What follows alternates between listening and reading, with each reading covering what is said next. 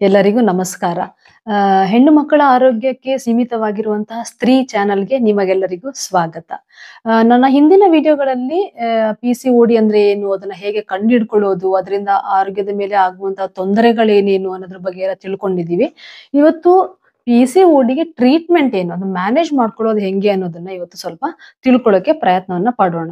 ಆ first question ಏನಪ್ಪಾ ಅಂತಂದ್ರೆ, ಪಿಸಿಒಡಿನ ಕಂಪ್ಲೀಟ್ ಆಗಿ ಕ್ಯೂರ್ ಮಾಡಬಹುದಾ? ಅಂದ್ರೆ ಸಂಪೂರ್ಣವಾಗಿ ಅದನ್ನ ಗುಣಪಡಿಸಬಹುದಾ ಅನ್ನುವುದು ಒಂದು ಪ್ರಶ್ನೆ. ದುರದೃಷ್ಟವಶಾತ್ ಇದಕ್ಕೆ ಉತ್ತರ ಇಲ್ಲ. ಒಂದು ಸಲ ಪಿಸಿಒಡಿ ಬಂದ್ಮೇಲೆ ಅದನ್ನ ಸಂಪೂರ್ಣವಾಗಿ ಗುಣಪಡಿಸಕ್ಕೆ ಆಗೋದಿಲ್ಲ. ಲೈಕ್ ಈಗ ಡಯಾಬಿಟಿಸ್, ಹೈಪರ್ ಟೆನ್ಷನ್ ಅನ್ನೋದೆಲ್ಲ ಹೇಗಿರುತ್ತೆ ಅದನ್ನು ಕೂಡ ನಾವು ಸಂಪೂರ್ಣವಾಗಿ ವಾಸಿ ಮಾಡ್ಲಿಕ್ಕೆ ಆಗೋದಿಲ್ಲ. ಮೆಡಿಸಿನ್ಸ್ ನ ತಗೊಂಡು ಅದನ್ನ ಕಂಟ್ರೋಲ್ ಮಾಡ್ಕೋತೀವಲ್ಲ, ಹಾಗೇನೆ ಪಿಸಿಒಡಿ ಒಂದ್ಸಲ ಬಂದ್ಮೇಲೆ ಅದನ್ನ ನಾವು ಸಂಪೂರ್ಣವಾಗಿ ಗುಣಪಡಿಸ್ಲಿಕ್ಕೆ ಆಗೋದಿಲ್ಲ. ಮತ್ತೆ ಏನು ನಾವು ಪಿಸಿಒಡಿನಲ್ಲಿ ಮತ್ತೆ ಏನ್ ಟ್ರೀಟ್ಮೆಂಟ್ ಕೊಡ್ತೀವಿ ಅಂತ ಅಂದ್ರೆ, ಈ ಪಿಸಿಒಡಿನಲ್ಲಿ ಒಂದೊಂದು ಪ್ರಾಬ್ಲಮ್, ಹಲವಾರು ಪ್ರಾಬ್ಲಮ್ಗಳಿದ್ದಾವೆ ನಾನು ಮುಂಚೆನೆ ಹೇಳ್ದಂಗೆ. ಸೊ ಆ ಪ್ರಾಬ್ಲಮ್ಗಳನ್ನ ಒಂದೊಂದಾಗಿ ನಾವು ಆ ಇಶ್ಯೂಸ್ ನ ನಾವು ಅಡ್ರೆಸ್ ಮಾಡ್ತೀವಿ. ಅಂದ್ರೆ ಆ ಇಶ್ಯೂಸ್ ನ ನಾವು ಪ್ರಾಬ್ಲಮ್ಸ್ ನ ನಾವು ಟ್ರೀಟ್ ಮಾಡ್ತೀವಿ. ಈಗ ನನ್ನ ಹಿಂದಿನ ವಿಡಿಯೋಗಳಲ್ಲಿ ಈಗ ಇರ್ರೆಗ್ಯುಲರ್ ಪೀರಿಯಡ್ಸ್ ಇದ್ರೆ ಅದಕ್ಕೆ ಏನ್ ಮಾಡ್ಬೇಕು, ಯಾವ ತರ ಟ್ರೀಟ್ಮೆಂಟ್ ತಗೋಬೇಕು ಅನ್ನೋದ್ರ ಬಗ್ಗೆ ಹೇಳಿದೀನಿ. ಹೈಪರ್ ಆಂಡ್ರೋಜೆನಿಸಮ್ ಇದ್ರೆ, ಅಂದ್ರೆ ಆಂಡ್ರೋಜನ್ ಹಾರ್ಮೋನ್ಸ್ ಲೆವೆಲ್ಸ್ ಜಾಸ್ತಿ ಇದ್ದಾಗ ಪಿಂಪಲ್ಸ್ ಆಗೋದು, ಹಿರ್ಸುಟಿಸಮ್ ಆಗೋದು, ಅದಕ್ಕೆಲ್ಲ ಯಾವ ರೀತಿ ಟ್ರೀಟ್ಮೆಂಟ್ ತಗೋಬೇಕು ಅನ್ನೋದನ್ನು ಕೂಡ ನಾನು ಮುಂಚೆನೆ ಹೇಳಿದೀನಿ. ಬಟ್ ಈ ಎಲ್ಲಾ ಟ್ರೀಟ್ಮೆಂಟ್ ಗಳನ್ನ ಸ್ಟಾರ್ಟ್ ಮಾಡೋದಕ್ಕೆ ಮುಂಚೆ ಫಸ್ಟ್ ಅಂಡ್ ಫಾರ್ಮೋಸ್ಟ್, ನಾನು ಮುಂಚಿನ ವಿಡಿಯೋಗಳಲ್ಲೂ ಹೇಳ್ತಾನೆ ಬಂದೀನಿ, ಈಗಲೂ ಹೇಳ್ತಾನೆ ಇರ್ತೀನಿ, ಪದೇ ಪದೇ ನಾನು ಅದನ್ನೇ ಹೇಳ್ತೀನಿ, ತೂಕವನ್ನ ಕಮ್ಮಿ ಮಾಡ್ಕೊಳ್ಳೋದು. ಎಲ್ಲದಕ್ಕಿಂತ ಮೊಟ್ಟ ಮೊದಲ ಟ್ರೀಟ್ಮೆಂಟ್ ಪಿಸಿಒಡಿನಲ್ಲಿ ಏನಪ್ಪಾ ಅಂದ್ರೆ ದೇಹದ ತೂಕವನ್ನ ಇಳಿಸ್ಕೊಳ್ಳೋದು, ಅಂದ್ರೆ ಬೊಜ್ಜುತನವನ್ನ ಕಮ್ಮಿ ಮಾಡ್ಕೊಳ್ಳೋದು. ಯಾಕೆ ಇದು ಅಷ್ಟೊಂದು ಇಂಪಾರ್ಟೆಂಟು ಅಂದ್ರೆ, ತೂಕವನ್ನ ಇಳಿಸೋದ್ರಿಂದ ಏನಾಗುತ್ತೆ, ದೇಹದಲ್ಲಿರುವ ಇನ್ಸುಲಿನ್ ರೆಸಿಸ್ಟೆನ್ಸ್ ಕಮ್ಮಿ ಆಗುತ್ತೆ. ಹೈಪರ್ ಇನ್ಸುಲಿನಿಮಿಯಾ ಅಂದ್ರೆ ಇನ್ಸುಲಿನ್ ಹಾರ್ಮೋನ್ ಲೆವೆಲ್ಸ್ ಜಾಸ್ತಿ ಇರುತ್ತೆ, ಅದು ಸರಿ ಆಗುತ್ತೆ. ಮತ್ತೆ ಅದರಿಂದ ಆಂಡ್ರೋಜನ್ ಹಾರ್ಮೋನ್ ಲೆವೆಲ್ಸ್ ಹೆಚ್ಚಿಗೆ, ಓವರಿನಲ್ಲಿ ಆಂಡ್ರೋಜನ್ ಹಾರ್ಮೋನ್ ಲೆವೆಲ್ಸ್ ಪ್ರೊಡ್ಯೂಸ್ ಆಗ್ತಾ ಇರುತ್ತಲ್ಲ, ಅದು ಕಮ್ಮಿ ಆಗುತ್ತೆ.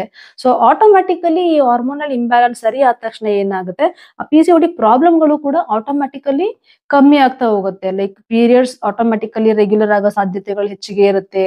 ಪ್ರೆಗ್ನೆನ್ಸಿ ಸ್ಪಾಂಟೇನಿಯಸ್ ಆಗಿ ನಾರ್ಮಲ್ ಆಗಿ ಪ್ರೆಗ್ನೆನ್ಸಿ ಆಗುವ ಸಾಧ್ಯತೆಗಳು ಹೆಚ್ಚಿಗೆ ಇರುತ್ತೆ. ಮತ್ತೆ ಈ ಹೈಪರ್ ಆಂಡ್ರೋಜೆನಿಸಮ್ ಇಂದ ಆಕ್ನೆ, ಹಿರ್ಸುಟಿಸಮ್ ಎಲ್ಲ ಇರುವ ತೊಂದರೆಗಳೆಲ್ಲ ಆಟೋಮ್ಯಾಟಿಕ್ ಆಗಿ ಕಮ್ಮಿ ಆಗುವ ಸಾಧ್ಯತೆಗಳು ಕೂಡ ಹೆಚ್ಚಿಗೆ ಇರುತ್ತೆ. ಅಂದ್ರೆ ಈಗ ನೀವು 5 to 10% ಅಷ್ಟು ಬಾಡಿ ವೇಟ್ ಅಂದ್ರೆ, ಈಗ ನೀವು ಈಗ 80 kg ಇರ್ತೀರಾ ಅಂತ ಅನ್ಕೊಳ್ಳಿ. 80 kg ಇದ್ರೆ ನೀವು ಅಟ್ಲೀಸ್ಟ್ 4 ರಿಂದ 8 kg ಅಷ್ಟು ತೂಕವನ್ನ ನೀವು ಕಮ್ಮಿ ಮಾಡ್ಕೊಂಡ್ರು ಕೂಡ ನಿಮ್ಮ ದೇಹದ ಮೇಲೆ ಎಷ್ಟೊಂದು ಒಳ್ಳೆಯ ಪರಿಣಾಮಗಳನ್ನು ನೀವು ಕಾಣಬಹುದು. ತೂಕವನ್ನ ಕಡಿಮೆ ಮಾಡ್ಕೋಬೇಕು ಅಂತ ಹೇಳಿದ್ದೇನೋ ಆಯ್ತು, ಆದ್ರೆ ಅದನ್ನ ಕಡಿಮೆ ಮಾಡ್ಕೊಳ್ಳೋದು ಹೇಗೆ? ತುಂಬಾ ಜನ ಎಡುವುದು ಇಲ್ಲೇನೆ.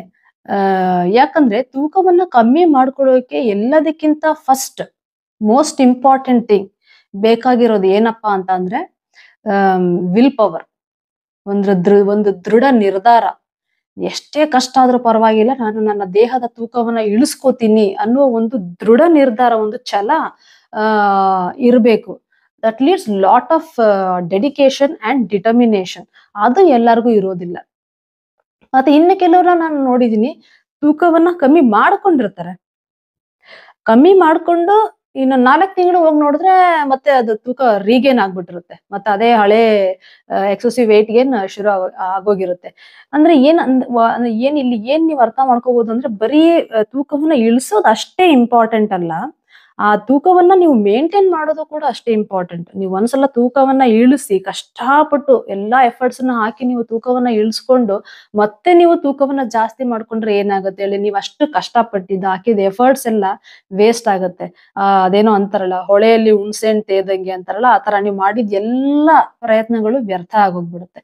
ಸೊ ಇಟ್ ಇಸ್ ವೆಯ್ಟ್ ನ ರೆಡ್ಯೂಸ್ ಮಾಡಿ ಅದೇ ವೆಯ್ಟ್ ನ ಲೈಫ್ ಲಾಂಗ್ ಮೇಂಟೈನ್ ಮಾಡೋದು, it's a life long commitment. ಅದು 1 ದಿನದ್ದು 2 ದಿನದ ಕಮಿಟ್ಮೆಂಟ್ ಅಲ್ಲ, it's a life long commitment. ಅದನ್ನ ಫಸ್ಟ್ ನೀವು ಅರ್ಥ ಮಾಡ್ಕೋಬೇಕು. ಅದನ್ನ ಅರ್ಥ ಮಾಡ್ಕೊಂಡು ನೀವು ಒಂದು ಸ್ಟ್ರಾಂಗ್ ಡಿಸಿಷನ್, ಒಂದು ದೃಢ ನಿರ್ಧಾರವನ್ನ ತಗೊಂಡ ಮೇಲೆ ನೆಕ್ಸ್ಟ್ ಬರೋದು ಡಯಟಿಂಗ್ ಮತ್ತೆ ಎಕ್ಸರ್ಸೈಸ್. ಇಷ್ಟನ್ನ ನೀವು ಅರ್ಥ ಮಾಡ್ಕೊಂಡಿದ್ದೀರಾ ಅಂತ ಅನ್ಕೋತೀನಿ. ಈ ವಿಡಿಯೋಗಳು ನಿಮ್ಗೆ ಇಷ್ಟ ಆಗ್ತಾ ಇದ್ರೆ ಲೈಕ್ ಮಾಡಿ, ಕಮೆಂಟ್ ಮಾಡಿ ಮತ್ತು ಶೇರ್ ಮಾಡಿ. ಮತ್ತು ಹೆಣ್ಣು ಮಕ್ಕಳ ಆರೋಗ್ಯದ ಬಗ್ಗೆ ಇನ್ನೂ ಹೆಚ್ಚಿನ ಮಾಹಿತಿಗಾಗಿ ಈ ಚಾನೆಲ್ಗೆ ಸಬ್ಸ್ಕ್ರೈಬ್ ಮಾಡಿ ಮತ್ತು ನೋಟಿಫಿಕೇಶನ್ ಬೆಲ್ ಪ್ರೆಸ್ ಮಾಡಿ.